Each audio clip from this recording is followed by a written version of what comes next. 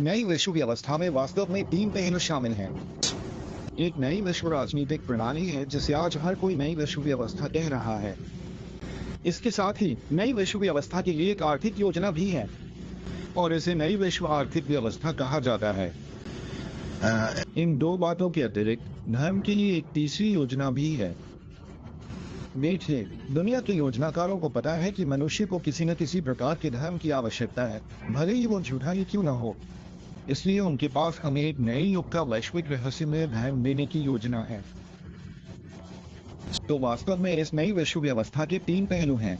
एक नई विश्व आर्थिक व्यवस्था जिसमें एक कंप्यूटर चिप को हमारे हाथों या माथे में इंजेक्ट किया जाएगा ताकि हम पर नजर रखी जा सके और हमें पहचाना जा सके, और इसका इस्तेमाल हमारी खरीदारी करने और इसे स्कैन करने के लिए भी किया जाएगा ताकि वे पहले से ही प्रोग्राम डाल चुके हों। और लॉस एंजल्स में वास्तव में mayor Bradley, uncle Tom Bradley नामक एक त्रिपक्षीय व्यक्ति इसे कुत्तों में डालने के लिए जिम्मेदार था। ठीक है, और आपके बच्चों को जानवरों की तरह माना जाएगा और विदेशी संबंधों पर परिषद के संचालक को क्लब ऑफ रोम के त्रिपक्षीय मिशनों के माध्यम से वैश्विक 2000 तक संयंत्र की जनसंख्या को कम करना था, लेकिन 25% पर यह 1,250,000,000 लोगों में से 2 को वर्ष 2000 तक खत्म करना होगा। वे ऐसा कर सकते हैं, इसलिए अनिवार्य रूप से इस यूमिना का एक ही ज्ञान है और उनका पुरुषों का समूह है जो न केवल सभी विश्व बैंकों और फेडरल रिजर्व और इतने पर के माध्यम से ग्रह पर सभी पैसे को नियंत्रित करते हैं।